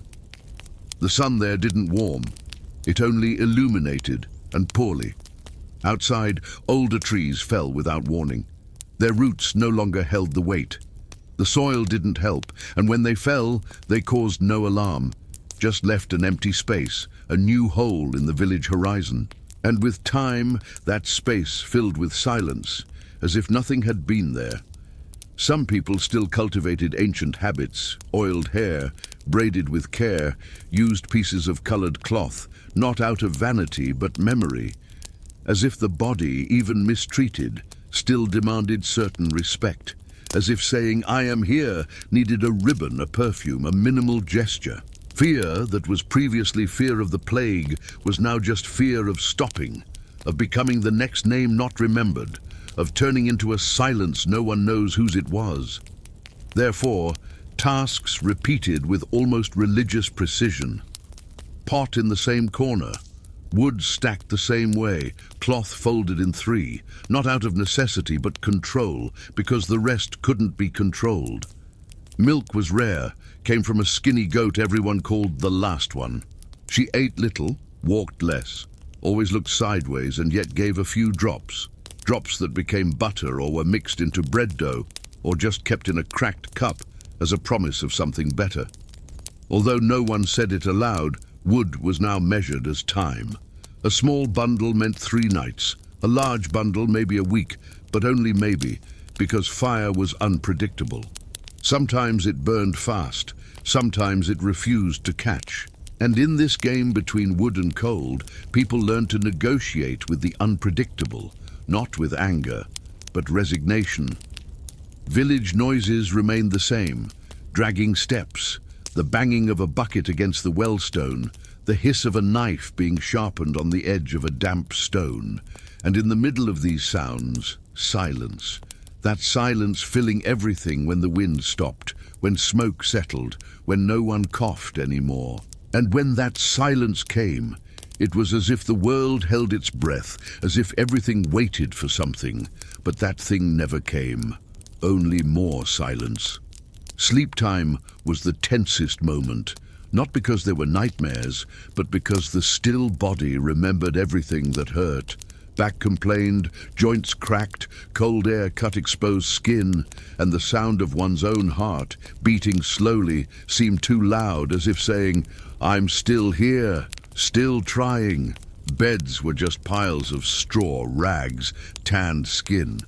Bodies fit together as they could, arm underneath, leg over, and the warmth left over from one was the blanket of the other. There was no more shame, nor ceremony, only the search for some temperature resembling life. Outside, the moon insisted on appearing, full, waning, hidden, but always there, spying through dry branches, illuminating the crooked trails of the village, projecting shadows that moved on their own. And whoever saw those shadows lying down wasn't scared, just thought, the moon doesn't sleep either. Inside houses, a slight murmur of dreams, loose words, sounds without meaning, irregular breathing. Sleep, when it came in pieces. A nap here, an awakening there, and the body trying to stitch it all into a rest that was never whole. Deep down, no one sought rest anymore, just the right to close eyes for a while without fear. And that time, however short, was enough to continue. And so the night passed without haste, without noise, without surprise. It just passed. The dust floating in the cracks of the boards seemed solid. Each particle hovered in the air, visible when crossed by a weak, stubborn thread of light. They weren't just particles, they were fragments of memory, of dust, of bones, of ancient ashes mixed with remnants of life once intense. And there they remained motionless, small witnesses of days that insisted on continuing, despite nothing changing. Floorboards creaked shyly when stepped on. A contained but persistent sound, like a sigh trapped inside the house. It is as if the floor complained, dragging with it a lament no one heard consciously. One stepped lightly, almost floating, as if every step were a silent pact with survival. The air inside houses was sometimes humid, sometimes horribly dry, a constant breathing between the cold entering through cracks and the heat escaping through the chimney. Broth steam rose slowly, curling in basins, and vanished without leaving a mark. But there, in that moment, it was everything that could sustain a little warmth, not in the body, but in the memory that one day eating meant something more. Distant coughing came as a sign of presence, not real pain, but existence. It was the constancy of an organism insisting on resisting, even if every breath tasted like sacrifice. This sound was the village soundtrack, an echo that never dies, because in essence it is just persistence. In small, crooked windows, white and sad reflections were seen. It wasn't intense sun, it was a pale sky, filtered by clouds taking days to move. And in those windows reflected something no one wanted to see, but everyone knew. Survival continuing without shine, without hope, but with silent stubbornness. Items inside the house gained dual function, utensils and symbols. A cracked trough was both a bowl and a reminder of meals no one would repeat. The chair with a warped leg served as support for sweeping and also reminded that it was once a whole chair. Both had utilitarian purpose and memory. Even if no one said it aloud, the relationship with time changed radically. Days were felt, not measured. The body alerted, Now it got cold, now it's stuffy, now it's going to rain. And people respond with instinctive gestures. Pull the entrance cloth, gather wood, close the grimy curtain. Time wasn't chronology, it was a symptom. Silences were busier than sounds and became company. That silence where no one speaks, but everyone understands that speaking would change nothing. So they silence themselves, breathe, look, survive. Inside the village, people came to be seen more as traces of each other than as individuals. A pair of boots leaning, a folded cloak, a dirty pot left on the table. All this constituted narratives, stories no one tells, but everyone understands, not the voice, just the trace. The lamb someone fed at night was cared for, with a mixture of fear and affection. A small, weak animal, about to become food or company. And that duality, eat or care, summarized in a single gesture. Giving milk to the little goat and then looking at the empty pot with almost guilt. The daily choice manifested in silence. Nights didn't pass quickly. They dragged in long layers. The breathing of the sleeping village, the hiss of dying wood, the creaks of aging structure. Everything fit into a symphony without movement. Sleep didn't come, just a leaving of the body quiet. The moon, when it appeared, was just a faded sphere. No magic, just cold clarity falling straight onto the dirt floor, illuminating what was necessary to see. Dried trails, poorly healed wounds, tired faces. Whoever looked at the moon didn't see enchantment. They saw vigilance. She didn't sleep. Kept there watching everything. Inside houses, warmth came from prayers. These short, repeated prayers without fervor. There was no promise in them anymore, just formality. A sequence of habitual words temporarily warming exhausted hearts. Praying became a habit like sitting or eating, a gesture activating some vital functioning. Hunger learned to camouflage itself as longing. The stomach doesn't hurt. The throat hurts, the chest hurts. But what feels its strongest is the mind. Longing to eat hot bread, to eat without thinking of the future, to eat with company and not out of charity or desolation. The world outside existed in rumors that there were villages of living souls, that regions had returned to fertility, that sicknesses changed names, that men with masks walk in distant cities. But those echoes induce sleep. They seemed like stories unrelated to us, not because they weren't real, but because there, inside the village, nothing changed. Each day, the decision to continue was made with minimal gestures. Light a candle, stir the wood, feed an animal, shake the cloths. Nothing heroic, just repetition. And this isolated repetition became resistance. And so time followed slowly, without climax, without tricks, without hope, just with the certainty that breathing, chewing, scraping ash from the pot were forms of existing. And that, for now, was enough. Clothes on the line never dried completely.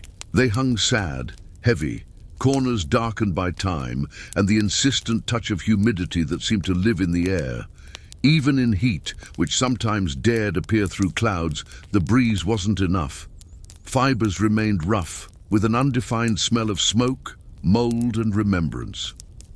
The well, the only common point of the whole village, began to change color inside. Water still came, but thicker, darker. A thin film floated on certain days, reflecting a strange shine no one questioned. One grabbed the bucket, twisted the rope, pulled with strength, drank later, because the body demanded, not out of conscious thirst, but habit of continuity. The earth around, once packed, was now furrowed by small grooves opened by water insisting on running off roofs. They formed their own paths, as if the ground also wanted to move, even out of stubbornness. And in these tracks, sometimes, a thin weed sprouted, a shy green that no one pulled out of superstition or because that looked more alive than any other being nearby. People didn't call each other by names anymore, if those still existed. They were gestures, looks, positions in space. The one in the corner, that one on the bench, the one who whistles when stirring wood. It was as if a proper name was a luxury, something that no longer fit in a life so tight, so forgotten. And yet this communication worked, a system of nods and murmurs where everything was understood without any explanation. The window of the oldest house creaked all the time, even closed. An annoying but continuous sound that transformed into part of the scenery. No one tried to silence that noise anymore. On the contrary, it served as a day marker.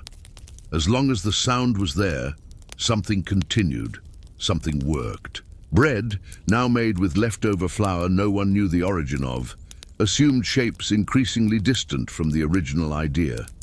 Hard, flattened cakes, burnt outside and raw inside, but still bread. Chewed with effort, swallowed with care, because breaking a tooth meant pain for weeks. And pain here wasn't exception, it was routine. Fingernails, dirty and peeling, became survival claws, used to scrape the bottom of the pot, dig earth, push away thorns, scratch wounds. They grew uncontrolled, curving, becoming improvised tools of those having nothing but their own body, and yet were ignored. There was no time or interest to cut what was already part of the daily struggle. Late afternoon soup tasted of repetition. Water, roots, pieces of something that seemed to have been vegetable one day. Aroma was always the same, a smell of cooked time, and whoever ate made no face, just lowered the head and brought the spoon to mouth in rhythmic, almost hypnotic movements. In wall cracks, insects strolled as if owners of the space. Small, dark, fast. Some flew low, others just appeared and vanished between rotten woods. No one tried to expel them. They were part of it, like wind, like cold, like boredom, and sometimes even served as company. The church that once gathered now only sheltered. It was a refuge for those not wanting to be home, but not wanting to leave either. The cracked altar supported a cloth changing color with time, once white, then grey, now undefined. Prayers were mumbled with eyes closed, not to be heard, but to fill the void between one thought and another. Remaining children didn't know what playing was anymore. They invented gestures with stones, scratching the ground, drawing creatures with multiple arms, or houses with 7 chimneys. None of these images were real, but weren't lies either.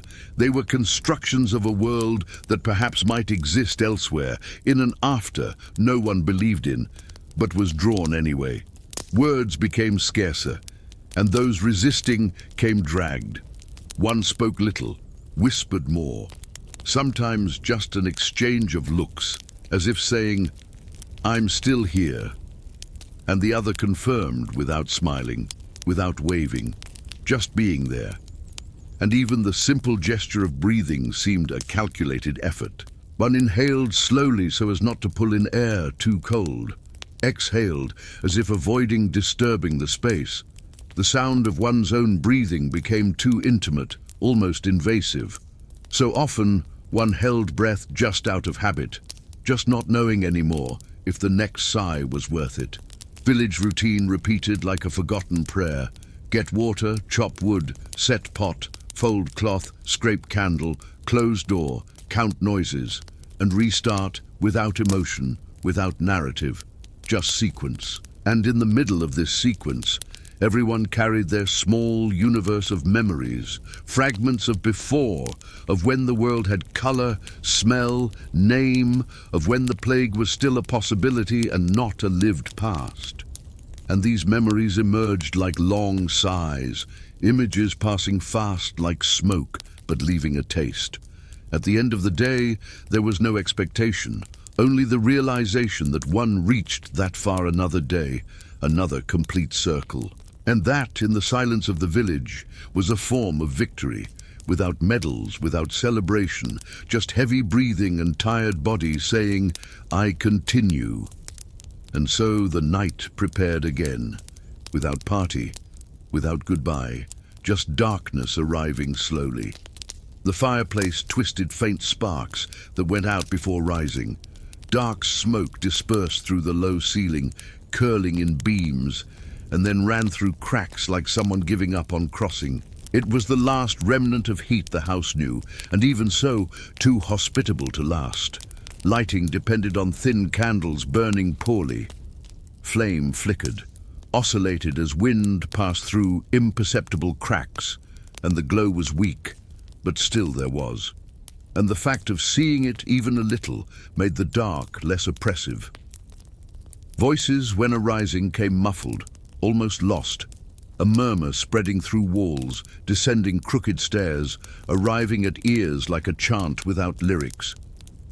Did not comfort, only reminded that people were nearby, even if no one spoke loud. Shadows projected by yellow light danced slowly on the dirt floor. Every curve of shadow was like a breath, an invisible body breathing inside the house, a movement existing but not wanting to be noticed. And the mind learned to recognize this shadow is just life. Time didn't hurt anymore. One was lucky if it passed without provoking memory, because memory was a labyrinth. A piece of before emerging without warning brought smell, brought wrinkles, brought longing. And these memories exploded in the eyes of the rememberer, without tears, just rare pain. But soon passed, and everything continued the same. Village soil still held small marks of real life, footsteps entering mud and drying, forming cracks. Child footprints seemingly lighter than normal. Small puddles here and there full of scarce water. These marks were ephemeral maps of daily life. Today is like this, tomorrow perhaps different, but who knew? Clay bowls, when serving food, were heated with hot water before. A simple gesture of care, as if touching cold clay was acknowledging the winter the body already felt. Heating the bowl meant remembering that sensitivity still existed in fingers, and that sensation in that era seemed luxury. Laughs almost disappeared, but sometimes a brief sound escaped. A weak laugh when someone told an old memory, not a joke, but something funny, small, and whoever laughed didn't look, just released sound and let escape. When it happened, silence grew giant and then returned to occupy everything. Dirty clothes, mended, smelling of ash and sweat, were taken off with care to sleep. Laid with respect over the tired body, the blanket covering had been several others before, represented care, even improvised, it was care. Silent gesture saying, stay there, endure, don't leave. And morning gestures of hygiene became simpler. A damp cloth on the face, a little water on the wrist, a touch on the neck. One didn't wash anymore, just reminded that skin existed and should be touched to remember you are still there. Didn't clean, recognized. Village sounds during the day summarized those that couldn't be silenced. Water going down the well, wood cracking, wind hitting wood. Everything else was suspension. Therefore, these sounds became presence, almost company. The world outside was rumor. People said there were regions where summer didn't even arrive anymore. Others spoke in whispers of villages where planting tried to return, but seeds didn't germinate. These narratives tasted like warning, and whoever heard leaned ear closer to cold air, as if that could make warning real. Eating and sleeping became tautologies, repeated deeds without questioning purpose. But that didn't diminish their function. Eating was resisting, sleeping was surviving. There was no more happiness in either, just functionality. And whoever couldn't do either was remembered by others with silent regret. Wood warped along walls, beams began to tilt, ceiling creaked as if complaining of too much weight, and no one wanted to look up. Looking up was seeing corrupted time, seeing that even structure holding shelter is subject to exhaustion. Cats, once pests and predators, were now almost protectors, walked free, slept together, and no one pushed them away. A cat sitting on someone's lap is company and also heat, and that in such a cold world was precious. Sometimes a hand touched another while everyone slept. A gloomy, quick touch that didn't wake. It was a gesture of presence, of silent care. And sometimes, without words, it was the promise to continue there, even without reason. Scarcity wasn't conversation theme, it was scenery. Only spoke of lack when someone asked, "Is there more?" And whoever answered didn't know it was important, not because it was shock, but because it was truth. Childhood in this routine existed as broken promise. If someone played, it was with stick pieces, with shadows projected on the wall. But no one laughed loud. Joy was contained early, and in its place remained the need to exist calmly, slowly, immensely slowly. And at the end of the day, everyone retreated. There is no announcement of the end, only bodies stopping, wood ending, candles going out, silence growing like fabric. Body shut down but mind alert, because the world there never really sleeps, it just pretends. And it is in this pretense that the story follows, day after day. And you follow with it, without knowing when it will end, nor wishing it to end. Just let pass and let time fold. Like old cloth, wooden doors creaked lightly every time opened. There was no clear listening from outside, but sound entered silently into the house, like an old visitor. And inside, someone secure, almost as if remembering the peace of that gesture, opening the door without fear. Not every sense had purpose. Some gestures continued without knowing why. Rope on the line stretched without clear objective. Vessel left on floor put back carefully in same place, even if no food there for days. It was mechanical but significant act. Remained minimal order. Chaos declared too strong. Shadows projected by ceiling beams created grids over bodies lying on dirt floor. These webs don't tell pretty shapes. They just weave memories of structure, of limit, of where body ends and space begins. And even invisible, this drawing in the dark reminded that there was separation between people, between heat and cold, between silence and void. Cold became a noun. It wasn't passing cold, it was state of weather and body. Entered old, crawled through joints, lodged between bones. A difficult cold to scare, but teaching to value every breath of heat. That spark in fire, that tall candle, that close body.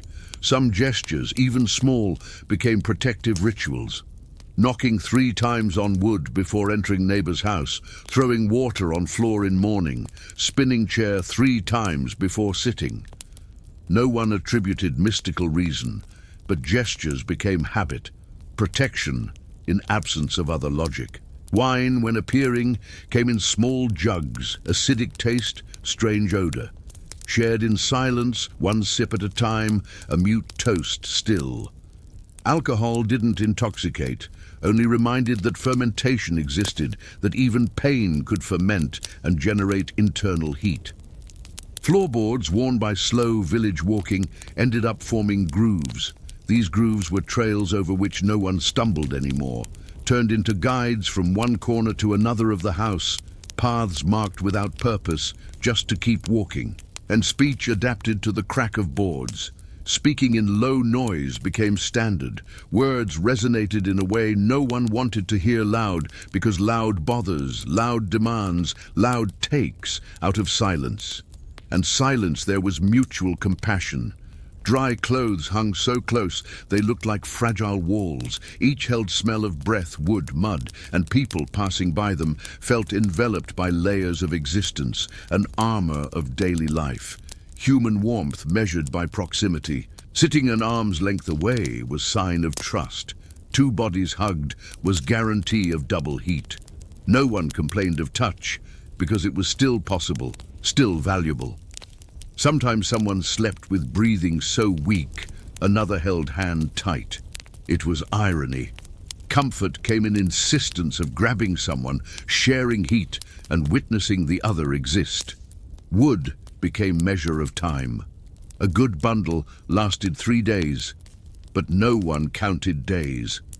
Bundles decreased, and suddenly no more reserves. Wood held promise of hot or cold night, and every night without excess meant more time. Time that was now resisted. Candles ended too soon. Common lighting became precedent. A trail of melted wax showed where someone walked. Maybe going to sleep, maybe coming back, maybe in silence. And these candle marks fly straight to thought of who passed. Reminder of passage. Nights, in turn, became score of sounds. Wind hitting, wood creaking, distant animal. Maybe a crow, maybe no beast. Mine tried to interpret, but learned there is no message, only sound, trace of world, indifferent existence. No forced laughter, no story told aloud, but memories of stories circulated like smoke, present, fleeting, disappearing fast, brought by someone speaking low one day and disappearing before any detail. Scarce food became less tasty, even when getting salt, even when broth. Body gets used to it and flavor becomes neutral. Swallowing was functional act. Swallowing was reaffirming that there was still next day. At night, whoever could kept fireplace alive, even small, even with minimal spark, because fire is proximity, heats physically but also symbolizes that there is still life inside house, even if nothing else matters. Wind brought noises from outside, sometimes steps, sometimes door noise, sometimes echo of someone whispering far away. These signs generated controlled tension, but no one went out. Visitor, if any, should leave water and shadow. Don't disturb, don't hug. And again it was the last card of repeated path. Act without intention, breathe without hope, eat without flavor, trace gestures lasting longer than words, resist. And you followed together without giving up, without waiting, without clear memory of reason, just existing. In middle of village stood a well speaking for itself. Whoever drank from it on calm day perceived water trembling slightly, almost as if still recognizing steps. No one said they heard voices, but whenever someone pulled rope, there was silence extending beyond surface. And in this pause, everyone felt small universe of village was gathered for an instant, common use of that bucket, then everything dissolved again. Wooden spoons creaked in bowls when agitated, wood warped, cracked, twisted with broth heat. Each spoon had weak voice, reminding food followed some path to stomach. People repeated this gesture so many times, wood lost original shape.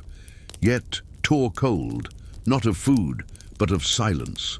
Trail passing behind house was territory of returning footprints.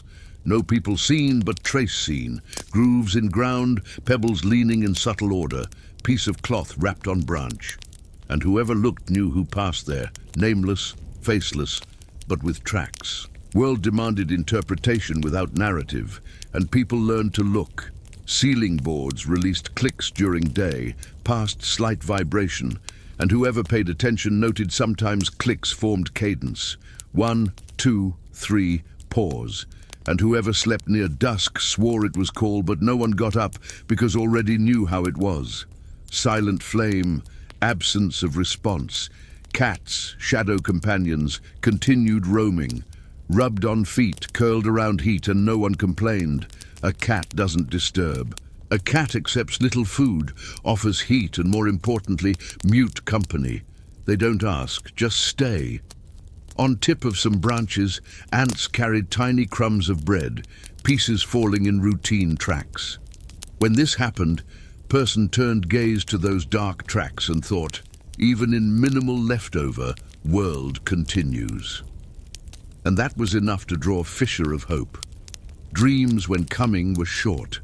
Fragmented sequence, falling, running, boat, face someone knows but doesn't recall name. An instant of clarity, and then body wakes in soft pulse, without scare, just slight discomfort, but was sign memory still existed. Candles ended leaving soft marks on tables, trails of hardened wax, drawings of ancient drippings. These drawings were who told story of nights, who passed there, and who came later didn't erase because erasing would be denying presence. So left marks covered only by dust, preserved like rocks. Inside houses, conversations interrupted by soft cough lasted seconds. How goes and stopped, have, and she coughed yesterday and nothing more. Yet there was connection. Whoever heard fills void, makes part, doesn't demand answer, accepts company in pieces, smell of crushed pepper during soup jar perfumed air, but didn't seduce nose already used to monotony. Yet whoever chewed, closed eyes on own, like someone reliving moment.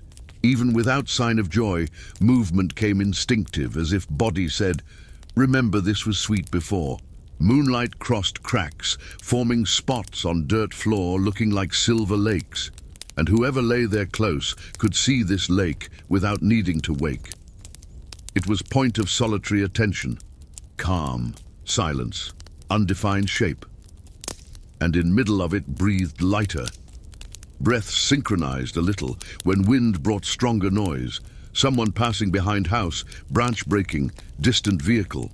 Village rhythm adapted, breaths became shorter and then stabilized, as if body was being reconfigured by sound recalling greater. Old crosses on doors had changed shape and color, scratched with charcoal, covered by ash. Some came to have figures, spirals, intertwined lines. No one asked what meant, but whoever passed looked, because carrying ancestral mark of protection was classic in that sick village. And observing silently was packed. Foods began measured in half pot, half bread, half cup of water. Daily ration became precise count, each leftover saved, each crumb divided. Continuing existing became exercise of economy, resistance measured in division. At night, simple sound awakened collective attention, whip. Not someone self-flagellating with ropes, but object falling from banister, branch hitting board, dry snap. And this sound kills fragility. Just that. Minimal alert pushing away spirit keeps body in calm compass. Floorboards gained new grooves, roots forming labyrinths of bare feet and old boots. These trails were mechanical memories. Walking known path reduces risk, and whoever learns, path follows, even if leads nowhere. Touch on blankets was ritual. Fold in exact place, tighten fold with thumb, adjust on head of sleeper next to. Made noise, but was welcome.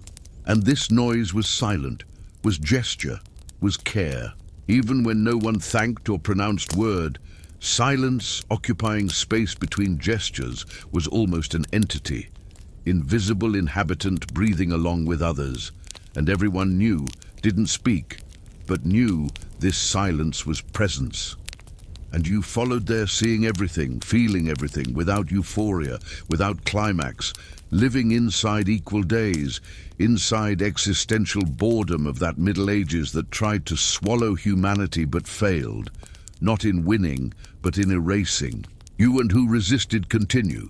Whole world seemed stopped, but here, inside these worn alleys, something still moved. Persistence, faint breath, almost imperceptible, that remained when everything fell. This breath was you and those resisting, collective of minimal gestures without shine, but with firmness, because continued. Shadows on floor became more pronounced with nightfall. Irregularity of boards formed drawings changing according to candle movement. Whoever saw sought no logic. Just recognized form still existed inside chaos, trace never totally erased. Voices, now almost unreal, not heard in complete words, often not even mumbled. Are snippets, tomorrow, maybe less cold, and then silencing. But fact of having murmur is promise, not of improvement, but persistence. When someone coughed, others listened with face turned down, not in fear but respect, sign of being alive, and echoed prolonged in air after sound. This echo is oral history of difficult days, sonic relic. Open windows widened space between inside and outside. Wind passed, bringing smell of wet earth and distant ash. In dark, this wind seemed to have looseness. Inside houses, it stopped cinematographically, showed outside was vast, and here contained two existences coexisting. Gestures didn't change. Continued dividing tallow tube. Continued growing minimal breads. Continued hanging cloths. Continued turning blanket. Continued silencing when wind increased. And with every repetition, these gestures gained meaning. became language, subtle structure of life. Some objects remained as witness of something no longer mattering. Family instrument, familiar spoon, ceramic from other land. All still kept out of attachment perhaps, but mainly out of desire to know belonging existed, that who left trace, that absence has form. Nights continue long, awakenings rare, only when cough is too grave or when cold squeezes. In other cases, body remains motionless, letting silence win. And even when body rests, mind remains alert, because leaving isn't option. And what comes from outside often only worsens, and so inside world closed in on itself. Microcosm without rulers, without heroes, without applause, just silent people with repeated gestures. Time got smaller, more intimate. Days became based on heat exchange, food division, tacit promise of silent vigil. But even in this immutable microcosm, something imperceptible happened. What remains of humanity, that residue not defined by faith or health, but by insistence on acting, on following, on existing, even without knowing why anymore. Lights weaken when candle flame fails, wood reaches end, breath of heat escapes, shadow rises up walls, and everything seems to collapse. But doesn't collapse because someone lights another candle, seeks small wood, stacks dry papers, joins hands, and so everything continues. Final silence of script isn't empty, is filled with presence, of bodies still breathing, of roots insisting on growing, of shadows circulating in silence and carrying history, of rituals without explanation, of memories not dying. And there, in this full silence, life resists, not with force nor hope, but with constancy, a breath that doesn't end, a movement sustaining itself. Now it's with you. This is the end of this chronicle, without climax, without twist, without glorious redemption, just with the smooth, boring, but impressive reality of who survived. Didn't defeat, didn't transform, didn't triumph, just stayed. Close your eyes, let this weight settle, and thank the minimal spark still burning, because in the end it is all that remains to continue.